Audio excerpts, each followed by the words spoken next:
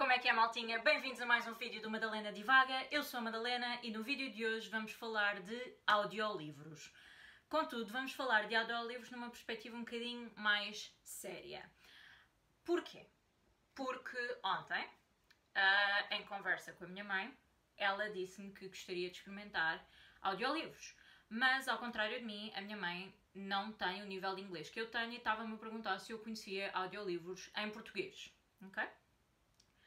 Isto levou-me a uma pesquisa a fundo, pela internet, pelas várias aplicações de audiolivros que eu conheço, apenas para vir a descobrir que muitos dos livros, audiolivros, muitos livros em formato de audiolivros que eu encontrava nas variedíssimas aplicações de audiolivros e de e-books que existem por esta internet fora, são em português do Brasil. O que é excelente em sua parte, só demonstra que na realidade o Brasil, no que toca à literatura, está avançada neste meio. Livros em inglês é dar ao pontapé, utilizando uma expressão muito portuguesa, mas livros em português de Portugal, temos aqui uma falha. Eu sinto que é uma falha grande, mas vamos voltar um bocadinho atrás. No início do mês de fevereiro, eu comecei a ouvir audiolivros, precisamente porque neste momento estou em layoff. Eu trabalho na Bertrand. A Bertrand, como toda a gente sabe, tem muitas das suas livrarias fechadas por causa da questão da pandemia. A minha está fechada neste momento, portanto eu estou em casa em layoff. Portanto eu comecei a ouvir audiolivros porque o que é que eu faço da minha vida? Eu leio e quando não estou a ler faço crochê. Mas enquanto estou a fazer crochê ou estou a ouvir música ou então... Pronto, agora comecei a ouvir audiolivros e é uma forma também de certa forma, experienciar a história de outra forma. Ora, a minha mãe, sabendo isto, fez-me esta pergunta, que eu já vos mencionei, mas, na realidade, há aqui uma falha. E eu passei ontem, praticamente a noite toda, e hoje ainda uma parte do dia, ou da manhã neste caso, à procura de audiolivros em português de Portugal e a tentar perceber onde é que andavam os audiolivros em português de Portugal. Porque, volto a repetir, as várias aplicações que eu encontrei e que conheço a nível de audiolivros, nomeadamente aplicações e sites, vocês encontram muitos livros em português do Brasil, incluindo livros que são de domínio público, portanto, os clássicos da literatura que já não têm direitos de autor, ou têm direitos de autor, mas que, pronto, são de domínio público, os clássicos da literatura, muita literatura brasileira, muitos romances brasileiros, muitos autores brasileiros, muita coisa, o que é também igualmente excelente, mas em português de Portugal mesmo encontra-se muito pouco. E quando eu digo muito pouco, é mesmo muito pouco. Através de uma publicação que eu fiz no Instagram ontem à noite, eu recebi várias respostas, várias recomendações. Aplicações como a Kobo, a Audible, a iPhone Books, a Scribd, que é aquela que eu utilizo em audiolivros, sites, etc. A própria editora Cultura, mandou-me uma lista de livros que eles têm disponíveis na Kobo em formato de audiolivro. Através da Kobo também descobri que o livro do Rodrigo Guedes de Carvalho, A Margarida Espantada, existe em formato de audiolivro, mas tirando alguns desses de autores portugueses que são excelentes, os da Cultura Editora, alguns shows do Nuno Nepomuceno, eles têm outros também que agora não estou a lembrar da lista, a Margarida Espantada também lá está, e depois encontram livros traduzidos para crianças, melhor, livros portugueses em formato de audiolivro para crianças, as historinhas, a Carochinha, a Bela e o Monstro, etc., o que também é excelente, encontram muitos livros para crianças. Aliás, eu no link, ou melhor, nos comentários deste vídeo vou deixar alguns links que também me deram alguns recursos que eu também fui encontrando, nomeadamente o site da Kobo com acesso ao livro que a Cultura Editora me enviou e também a lista que eles também me enviaram, portanto são recursos que vocês também podem explorar um bocadinho. Mas mesmo encontrando estes recursos, eu continuo a achar que é muito pouco e isto preocupa-me um bocadinho e eu vou-vos explicar porque é que me preocupa. Nos últimos tempos, o Bookstagram, ou a comunidade literária em Portugal, tem estado em alvoroço. E eu acho que nestas situações, isto é uma daquelas situações em quando se puxa um fio, falando em crochê ou em cozer, quando se puxa um fio, o novelo vem todo atrás. E nós agora é que nos começamos, ou melhor, eu pessoalmente, tenho estado a começar a perceber numa série de coisas que são efetivamente, aqui são mesmo buracos. Aqui é que há mesmo buracos. E são uns buracos um bocadinho preocupantes. Porque num país que cada vez lê menos, o acesso à leitura, o acesso à literatura é muito diminuído. Há uma grande falta de acessibilidade à literatura, nomeadamente para pessoas que têm dificuldade em ler livros físicos. O exemplo mais flagrante aqui são pessoas que são cegas, por exemplo, ou que têm dificuldades na vista. Ou outro exemplo que se calhar as pessoas não considerem tantos, mas pessoas com dislexia, por exemplo.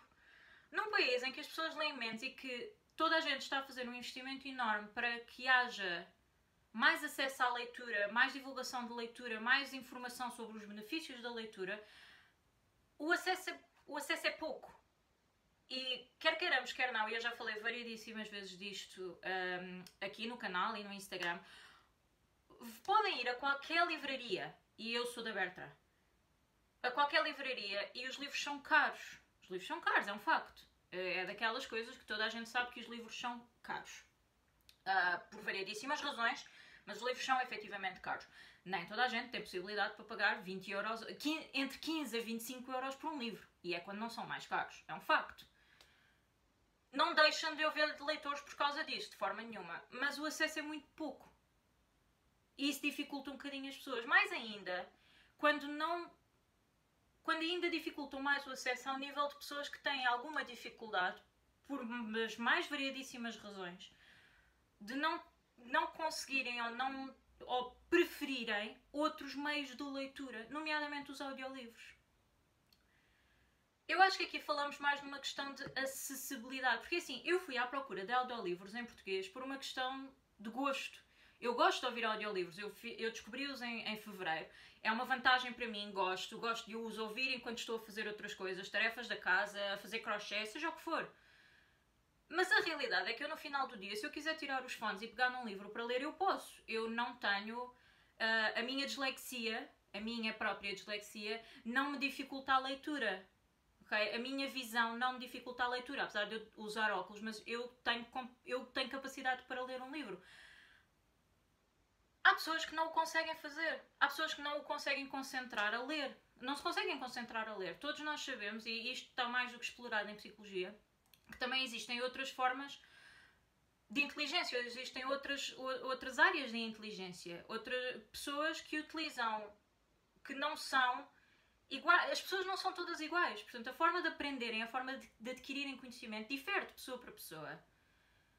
E a forma de processar a informação também difere de pessoa para pessoa, de pessoa para pessoa. E também o acesso à literatura e o gosto pela literatura tem que ser fomentado, na minha opinião, de uma forma que seja acessível a toda a gente. E volto a repetir, num país que se fala de ler cada vez menos, acho que há muito pouca acessibilidade. O que é que nós encontramos de audiolivros em Portugal? Encontramos muitos livros para criança, muitos cassetes. Eu ainda me lembro das cassetes da Disney, ok? Das histórias da Disney. Mas encontram-se CDs, encontram-se muitas histórias no YouTube. Se puserem contadores de histórias e coisas do género. Há contadores de histórias em Portugal, excelentes contadores de história em Portugal, que fazem vídeos para o YouTube e que vão às escolas e que contam histórias e que narram os livros das crianças, o que é um recurso fascinante e brutal, e acho que todo o trabalho dos contadores de histórias é perfeitamente apaixonante e é doce, é um trabalho doce, porque eles estão quase a fazer com que a história salte das páginas e ouvir a voz e ouvir as personagens e as diferentes vozes. É um trabalho fascinante. Mas tirando os livros das crianças, eu pessoalmente não tenho encontrado muitos audiolivros em português de Portugal. Volto a repetir. Livros em português do Brasil encontram. Variedíssimos. Se calhar eu não encontrei tantos quanto os que estava à espera, mas encontram. Livros em inglês, há toda uma panóplia de livros em inglês, de todas as áreas, feitios e de tudo. Mas em Portugal isto é uma falha. E para quem gosta de ler e para quem está dentro da comunidade literária desta forma, e tem blogs e tem acesso e fala com as pessoas, começa-se a perceber disto. Ora, nos últimos tempos, na comunidade literária em Portugal, tem-se vindo a abordar uma série de temáticas que eu acho que é muito importante começarem-se a falar. A primeira foi o facto de a comunidade literária, e eu fiz um vídeo sobre isto aqui também no canal, que também podem ver.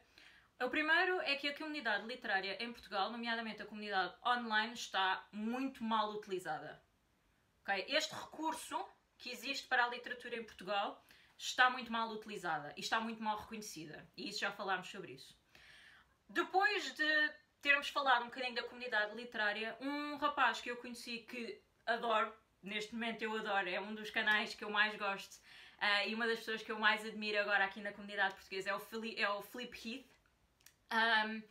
E através dele e de outras pessoas falámos sobre o problema da diversidade na literatura portuguesa, nomeadamente na alteração das capas quando são traduzidos para Portugal.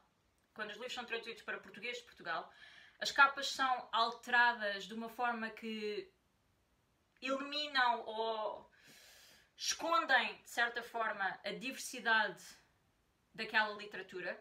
E estamos a falar de livros com personagens negras, estamos a falar de livros com personagens LGBT, estamos a falar de livros com personagens com algum tipo de deficiência. E isto também se torna um problema muito grande. E agora descobri, entre aspas, esta falha dos audiolivros. E porquê que eu ponho descobri entre aspas? Porque eu tenho a certeza absoluta que eu não devo ter sido a primeira pessoa a perceber-me desta falha. E eu pergunto-me porque é que não há mais informação sobre isto. Porque é que não se divulga mais coisas sobre isto? Porque eu volto a repetir, eu sou uma pessoa que consegue se concentrar a ler. Os meus olhos têm...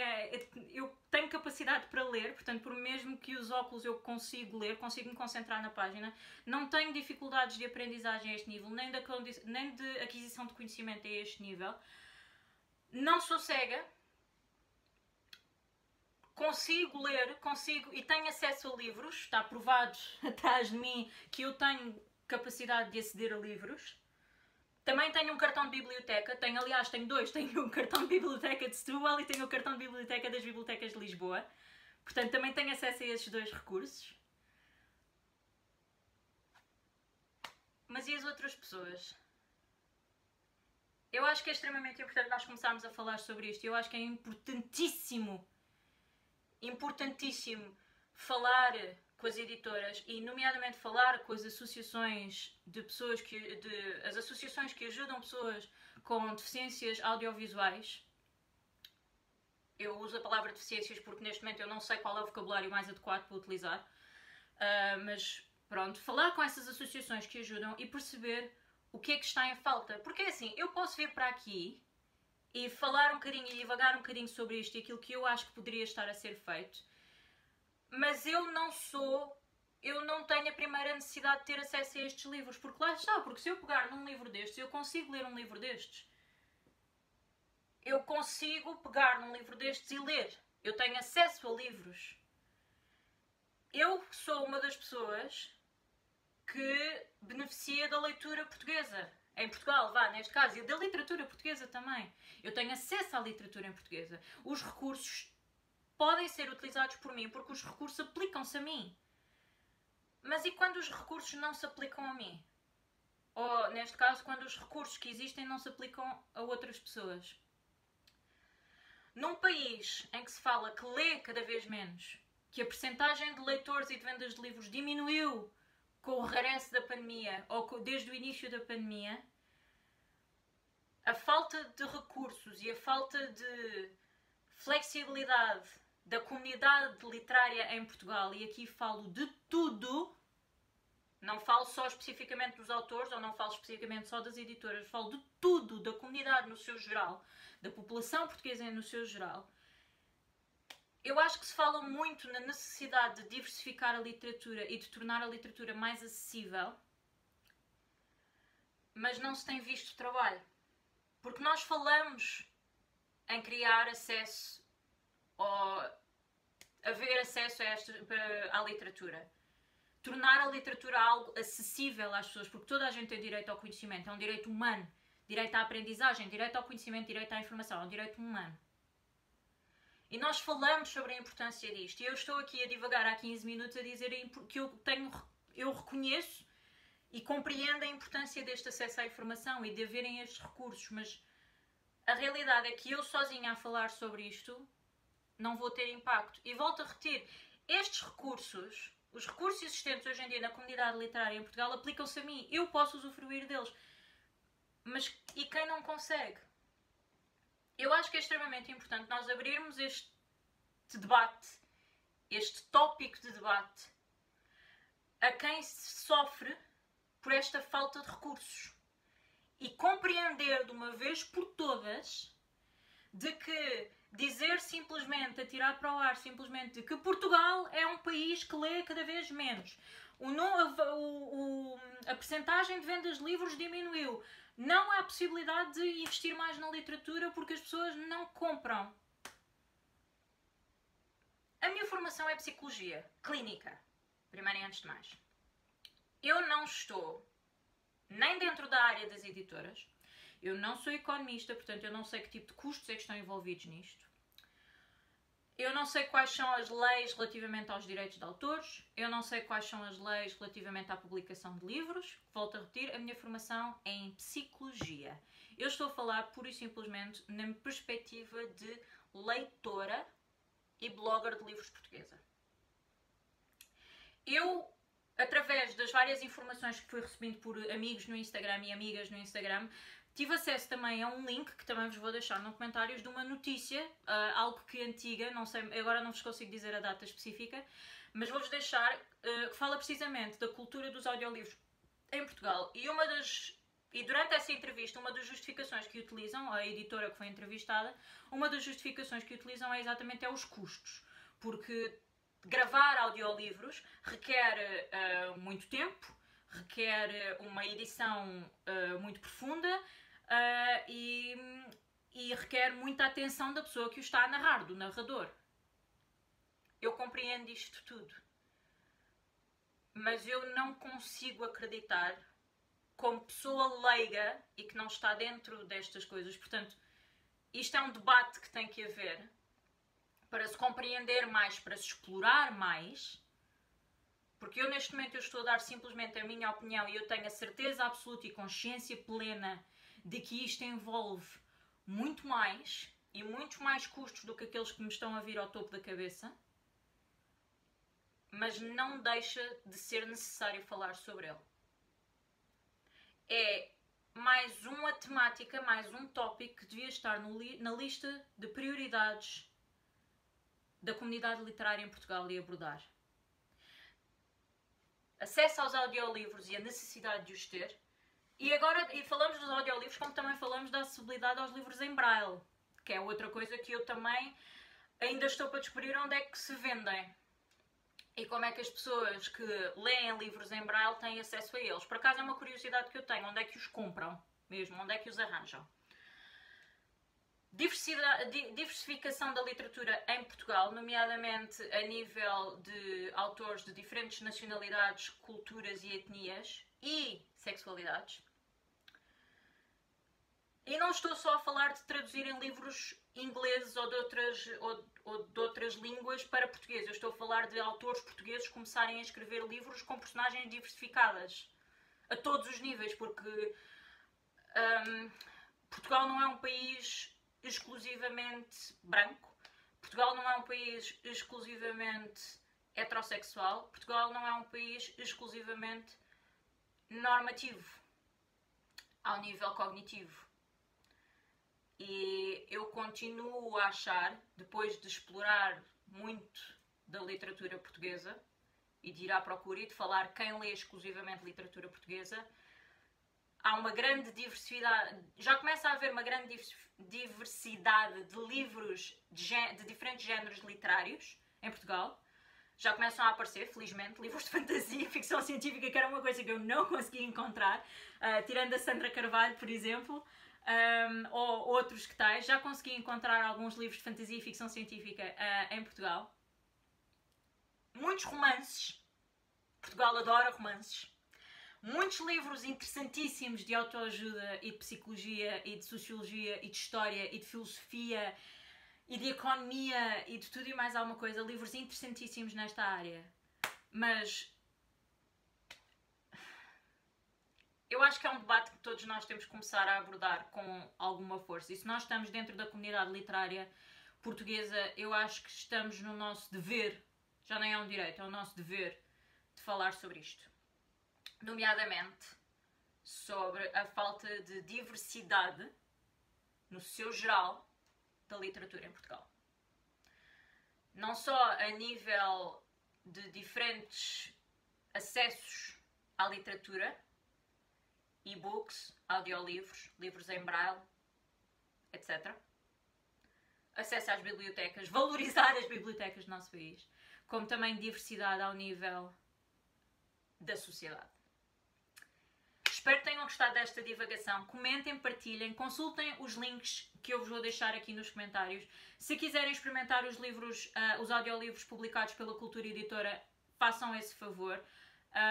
Estejam à vontade, comentem, partilhem, espero que tenham gostado. Subscrevam ao canal se ainda não o fizeram e vemo-nos na próxima divagação. Beijinhos!